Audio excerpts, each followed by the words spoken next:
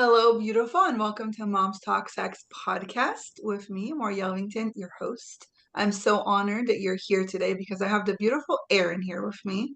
Hi, Hello. Erin. Hi. I'm so excited that you're here because I feel like this conversation is going to blow your mind and open it in ways you didn't even know possible. So let's just dive right in. Erin, how about you introduce yourself and let us know a little bit about who you are and what it is that you do in the world? Yeah, no problem.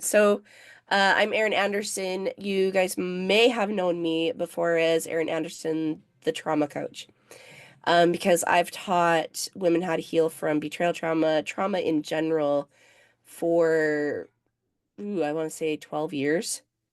Recently, I've kind of moved it over into more like working with female entrepreneurs, right? Because believe it or not, this is one of the things that I noticed is the female entrepreneur community is probably one of the most trauma-laden communities that there are. And they're just not thinking about it. And like kudos to them, really. But this is part of the reason why they feel like they're stuck in their businesses and why they want help moving forward in business, right? So I moved kind of over there into like helping women business owners. But I've dealt with all types of trauma. I've dealt with betrayal trauma for sure. I have dealt with relationship trauma. I have dealt with generational trauma. I have dealt with, childhood trauma, sexual trauma. I've dealt with it for sure, right? And so when you've dealt with that type of trauma, and even some of it that I'm not at liberty to even mention on a podcast yet, um, but when you've dealt with the types of trauma I have and you heal from it, that's a really big story that you Mm-hmm. can't not share with the world. And so I started coaching women through trauma, moved into, helping the female entrepreneur. Um, and all at the same time, as I'm building this business, I'm also running a home, 6 kids, right? And also creating a life between me and my husband who've been married for almost 21 years. And it was just like I was saying to you just now, more is that's actually where a lot of my sexual trauma came from. Wow, from your husband. Hmm. So how did you become aware of that? Because I feel like so many women are in a position where a lot of times they're not even aware that they're going through what they're going through. So I like to ask two questions. Like what brought that awareness? Was there a aha moment for you that was like, wait, this is not okay. Time to heal? You know, let me say this first and foremost. My husband, he struggled with pornography for years, right? And it's not, I would even say it's not something that's completely off the table yet, but it's definitely something he's worked hard at, real hard. But we don't take a look as women oftentimes as pornography necessarily as sexual trauma because it's not necessarily something that's happening to us. We have somehow like stigmatized in our minds that sexual trauma is like rape, Yeah. right? But Yep. it's not Right. just that. Just that. It's not just that, right? Like, yeah, the trauma I went through because of my husband's porn addiction was in is it was intense and it affected me sexually. But, even taking a look at like generational trauma, there's a lot of sexual trauma in there too because there's a like the underlying tones of men are horrible, men are bad, sex hurts, right? We just do it to like these were some of the messages that were given to me growing up. And again, like, not to villainize either my husband or anybody, that's not the point. The whole point here is just to simply say that sexual trauma can still happen to you even when you're not being touched. Yes, I totally agree. I feel like one of my jobs as a mentor is to really re-educate women about what sexual trauma is, because so many times it's not what you think it is. Like you said, it's not just, but it's not only rape or abuse or being groped or being exposed to, right? I believe it's everywhere that you just cut that part of you off. Yeah. Cut that part of you that makes you a sexual being because of shame, guilt, feeling like it's dirty, right? All those things that we were taught and learned and punished for, told not to look at, not to touch, Yeah. right? And so then we grow up Yep. with all this shame and all this blame, and we have want nothing to do with that area of us, with that part of us that to me is like the most powerful, most potent part of our body. Yes. So true. And you even hit on societal trauma, right? Like how often are women told, well, you're not sexy because you don't fit this exact figure, right? Right. Well, I'm sorry to say that, bull crap, Yeah, right? Sexiness isn't about what somebody else thinks. It's all about how you perceive yourself, right? exactly. I'm somebody who is a big believer in modesty, right? And modesty to me isn't like the covering up of every little part of your body. I feel like that's actually a response to trauma as well. Hmm. Modesty is a mindset, and Yeah, it's the mindset of I'm beautiful, I'm sexy, I know it, and I don't need to prove it, yeah, you know? And but it can't like when you start I should say that these mindsets that I have now took time to get to, right? yeah, Because the thing is like I did buy into the societal trauma. I bought into the generational trauma and I bought into the marital trauma, right? And what like if I'm listening to all of those things, what does that say about me, yeah. right? They're telling So, me, yeah, go ahead. oh, Go no, I was ahead. gonna ask you. So, what was that aha moment for you? Like, when did you realize that this porn stuff is actually hurting you? So honestly, when I got married, like I do not regret marrying my husband. I will say that. Okay. But I had two messages happening. One was, this is bad, don't marry him. And then I Hmm. also had, oh, sex is going to cure him. So Oh, you're his cure. There wasn't any, no, you interesting. just get to be healed. You get to be whole in this marriage, right? Those were the two things that were going on in my defenseless brain, literally. And I realized like the fractures that were happening in my soul. Number one wasn't just him. I had to recognize where all this trauma was really coming from. His addiction, like I'm honestly going to be honest with you here. Bless his ever-loving heart. I'm grateful that that was a part of my life because it brought awareness to really what kind of trauma I was dealing with. Okay? Yeah, But the night I recognized how fractured I really truly was, it was the night that so I'm Christian. I believe in God. It was the night I did everything I was told not to do to God. I yelled at him, I screamed at him, I cursed him to the skies. I told him exactly what I thought of him and that he was like everything. Like I'm not a swearer, but man, I swore like a sailor that night. Like it was colorful to say the least. But I had so much pain in my heart and in my soul. I was fractured, yeah, right?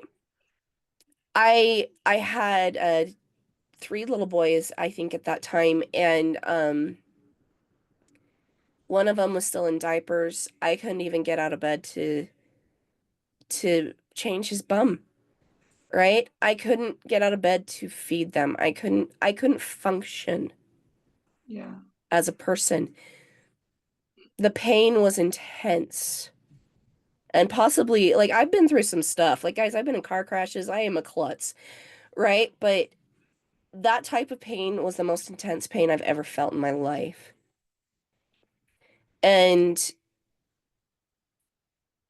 it was that night too when I realized how much I was hurting, like what was really happening to me, how fractured I really was. It was that night too that I actually found my healing power, Mm. right? What happened? Tell us. I had to admit to myself what was Mm. really happening, Yeah. right? Because here's the thing, like when we fracture, we're making excuses for someone Yes. else and someone else's behavior. And the reason why we're making those excuses for someone else and someone else's behavior is because we feel safer being hidden. Yeah. We feel safer not being seen. If we're hidden, then somebody isn't going to hurt us. Right. Makes sense? Like that's really what's going on in our psyche. Me admitting what was really happening was terrifying Yeah. because I finally had to say, this isn't okay. See, the very act of sex, it's a beautiful act. It is one of the most beautiful things about the feminine. It is Right. something that goes through all of our chakras, it goes through all of our energy, and we are meant as women to be desired. Yes. And when sex is working properly, we feel desired. Yes. And we are desired.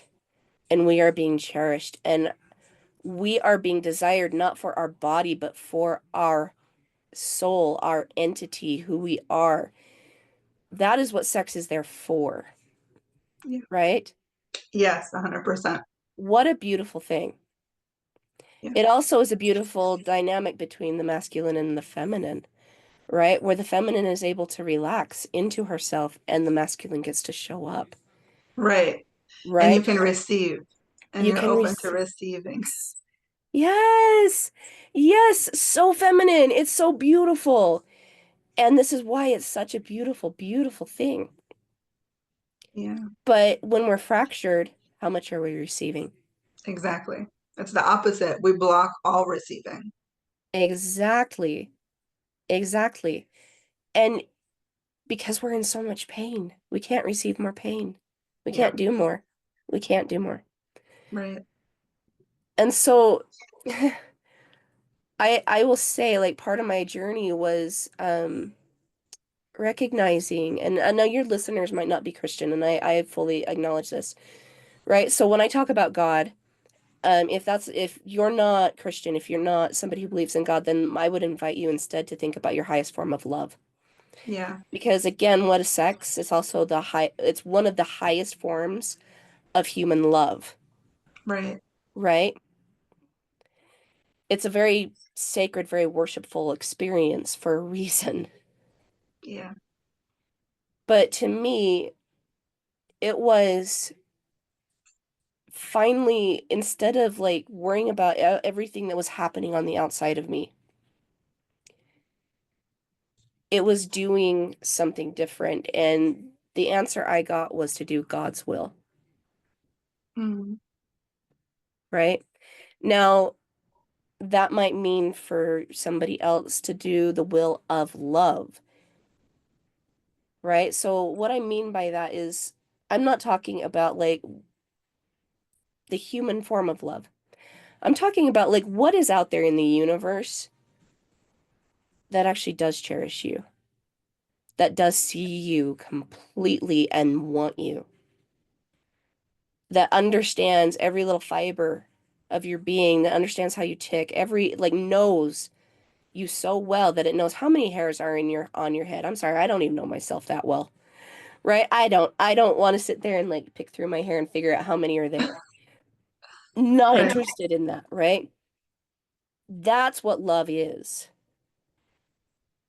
So that like whatever it is that's outside of you that loves you to that extent, that's willing to give up its life for you, that's willing to uh know all the hairs on your head, that's willing to know like How many cells are in your being? Like, what color of energy is on the outside of you? Like, what makes you up and it loves you that much? It desires you. It's willing to give up its life. It's willing to give everything to you, right?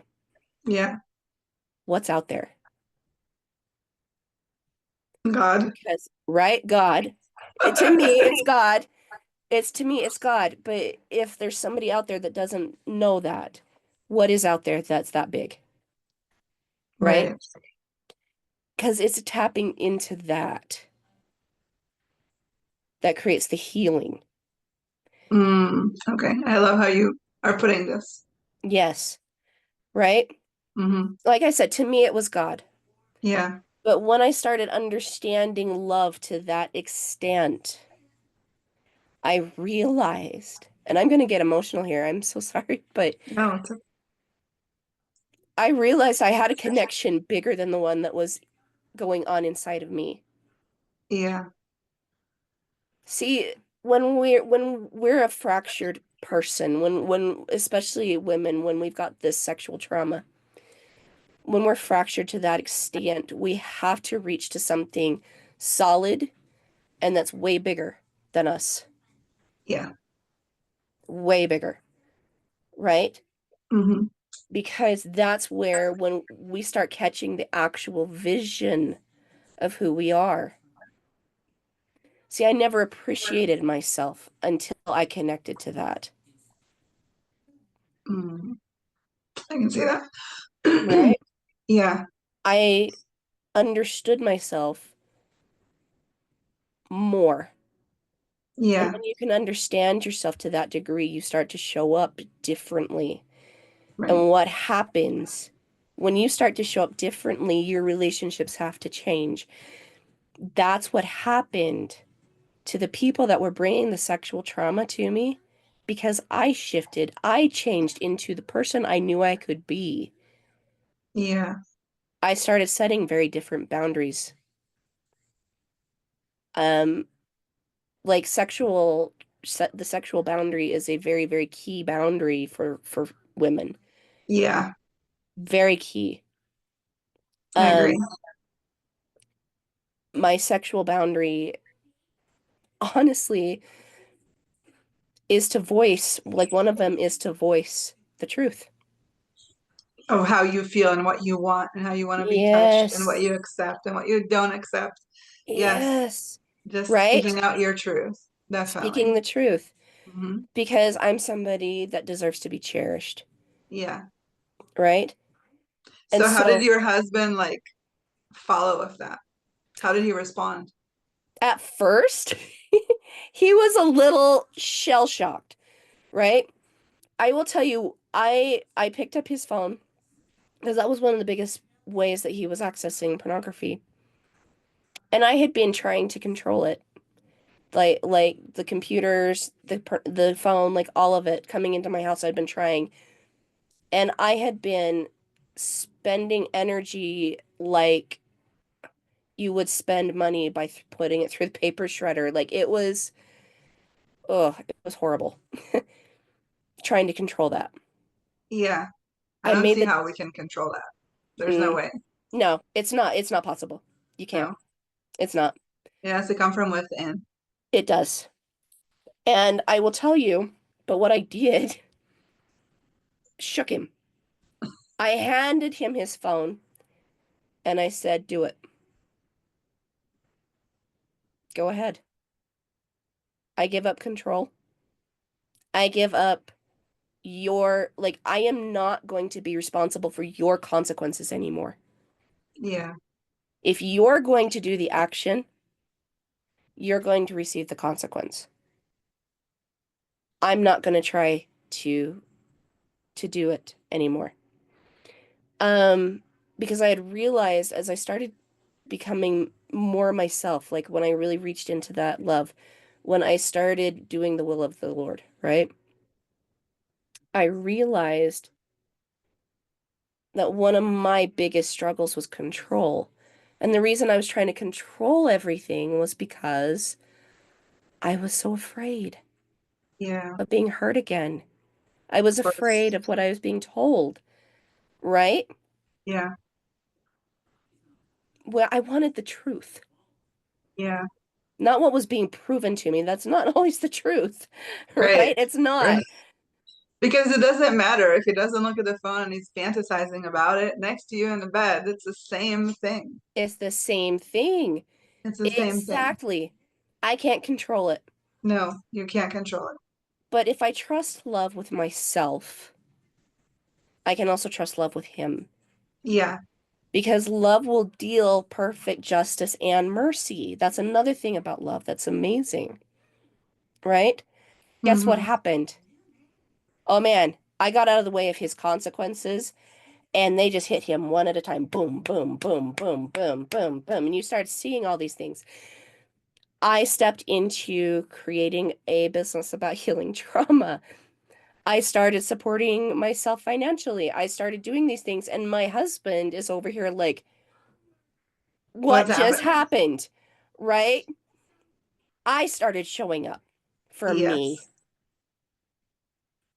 And if he wanted to tag along, then there were certain things he had to do. Yeah. I stopped worrying about whether or not he was going to be offended by what I said, right? Mm-hmm. And I was honest with him. I told him how his actions affected me. I didn't scream at him. I didn't yell at him, right? Because when we do that, that's all people hear is the screaming and the yelling. Right. But I was just brutally honest, Yeah. right? Do you honestly think, and I'd ask him questions like, do you honestly think that your pornography usage is going to make me want to have sex with you? Do you honestly think that the way you're showing up right now in this relationship is sexy to me, right? And Yeah. at first, he would shut down, he'd pout and things like that. And I said, and by the way, shutting down, pouting, those are things that children do, and I'm not sexually attracted to children either. Right? And Yeah. I held him accountable. Yes. I stopped controlling him. I held him accountable, I love that. right? I'm not raising another child. I'm not raising another child. I'm not. Yes. And I And I refuse to. Yeah, and I feel like so many moms, the minute they have children, they somehow end up parenting also their partner. It's like we Yes. become into this role of the controller, the mom, which it also isn't very sexy, right? Because No. nobody wants to have sex with their mom. Like, No. No. And yeah, nobody wants to have, like, if you want to have sex with your kid, I'm sorry, that's gross. yes, Like, I love you, but that's gross. But like I said, like nobody wants those types of sexual relationships. If you're right in the head, right. you don't. And you know, and that's the thing. If if I am going to stay married, and if I want my husband to be honest with me, then I have to give what it is I want, Hmm. and that is the honesty. Yeah, you have to become the best version of yourself so he can become the best version of himself. Exactly. Yeah, and Exactly. instead of working, instead of putting all your energy and focus on making him better, just making you better, Mm-hmm. making you better. And you know what? There have been times where because I decided to grow and he decided to stay stagnant. There have been times our marriage got real close to fracturing in the last 12 years. So it's not just been once, it's been a couple of times real close, Yeah. right? But I have to say, again, just coming back to that honesty, being willing to love me first, right? And Hmm. I do not, like, I will not abandon myself again, Yeah. ever. It ain't happening, Good. right? Yeah. Because the one person you can never get away from is you, Yep. right? I won't do it. And so I better be my own best friend. I better show up for me. I better advocate for me. And so I come back to that. I come back to being my own best friend. I come back to advocating for me. And I come back to just being just frankly honest with Yeah. him, you know, and not trying to spare his emotions because he needs to feel them. Yeah. If he's going to heal, guess what? I had to experience the full range of mine. Yes. So true. I had to. Our emotions are literally the rainbow bridge between our subconscious and our conscious. They get our attention. Yeah. I don't want to spare my husband his emotions. So how do you deal with, because what I notice with a lot of men is that they shut down Hmm. in the face of emotion. They don't really deal. They end up shutting down, or they say, I don't want to talk about it. I don't want to deal with this right now. Like they kind of excuse it. They shut down. So how are you able to keep your husband actually accountable? Because it seems like he's So, working with you to get oh better. yes, he is. He very much is, and he's he's learned to run. Let's just say that very fast.